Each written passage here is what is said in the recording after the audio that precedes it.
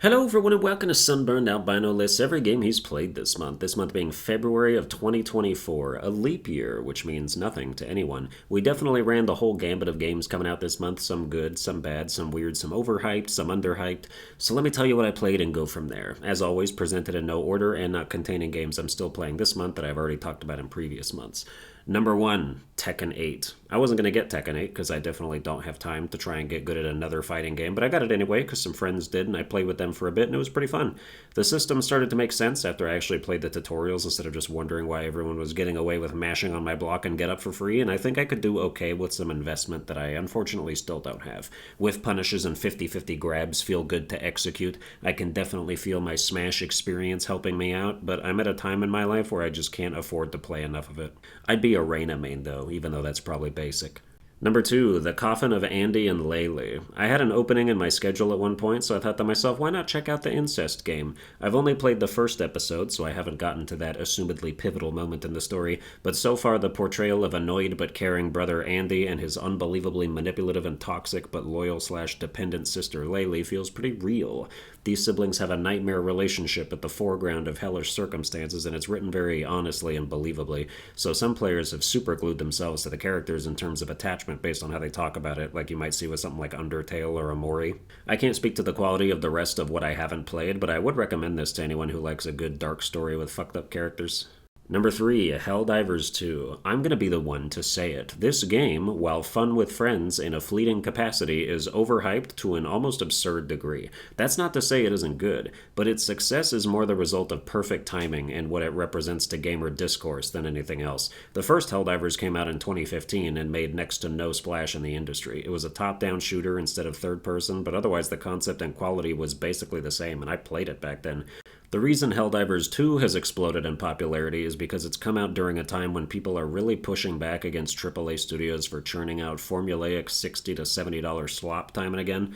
So because Helldivers 2, while still a live service game by all accounts, was created by a smaller team, isn't pay to win, is a fresh concept by comparative standards, and costs $40 instead, people have taken to rallying behind it as a symbol of what the gaming industry should be striving for, especially in the wake of the Ubisoft guys' comments about Skull and Bones being a quadruple A game worth $70 plus all the expensive microtransactional shit they want you to buy. Helldivers 2 is the new Hi-Fi Rush, a game that's more important as an argument than an actual game. The other thing helping it maintain virality, though, is that it's a clip farm. Funny Helldivers 2 clips happen in basically every game. It has friendly fire, so it's a breeding ground for betrayal and accidental shenanigans.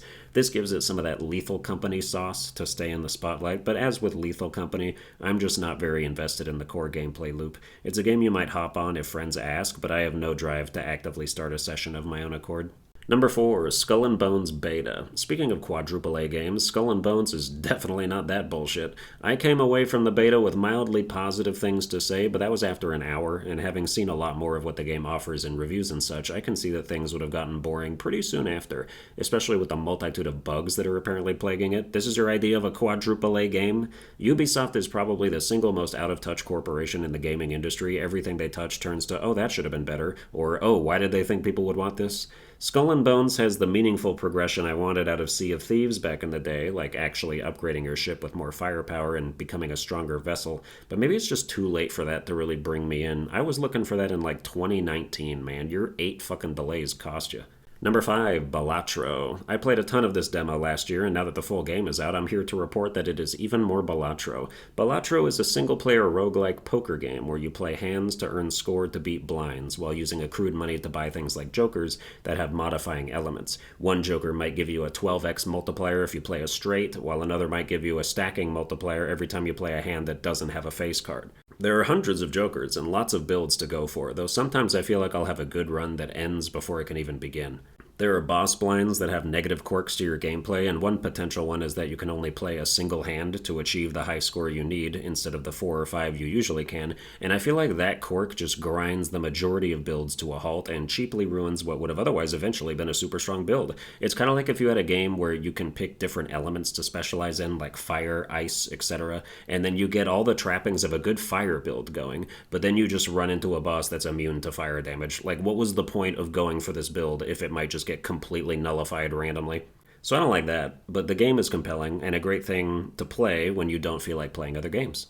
Number 6, Final Fantasy VII Rebirth Demo. One of the things that struck me while playing this is just how gorgeous the visuals are. Even standing in a barren field and just panning the camera around in performance mode feels like some of the best graphics I've ever experienced. It's smooth like butter, or margarine if you need a substitute. If Square Enix came out and said this was a quadruple A game, I'd actually believe it.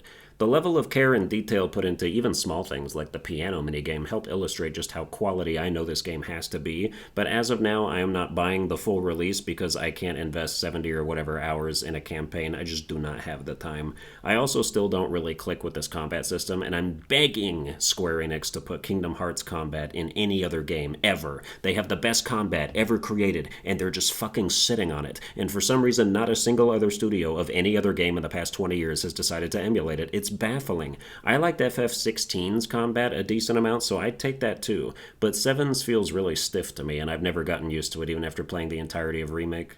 Number 7, Pokemon Rejuvenation. One of the reasons why I don't have time for anything is because I got humongously sucked into the addictive vortex of the best unofficial Pokemon game, or official one, I've ever played.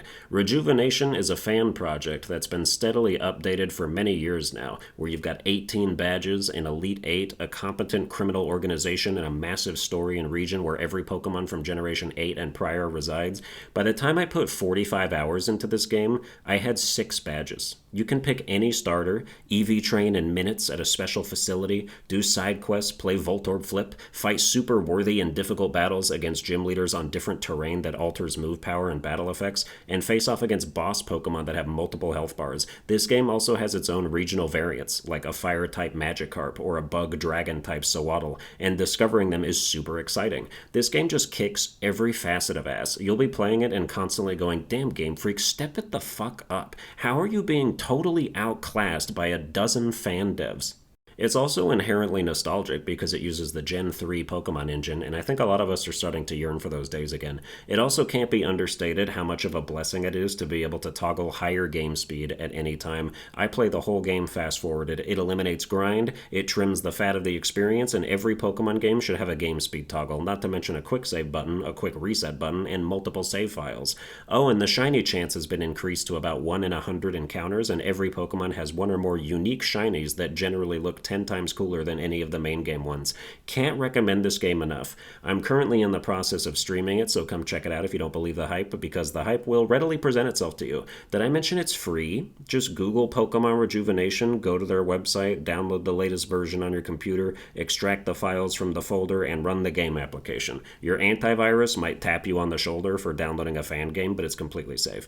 There's another game in a similar vein called Pokemon Reborn that I want to check out after I'm done with this too. I used to be anti-fan game, like no fan game could ever recapture the magic of Pokemon. Nah, dude, they made literally everything better. The writing is terrible at times, but that's about it. Let this game show you how good Pokemon should be and how its creators are failing it. And that's every game I played this month. Tune in next month for every game I played that month. Like, share, and subscribe. Watch all my other videos with a twinkle in your eye, and I'll see you guys next time.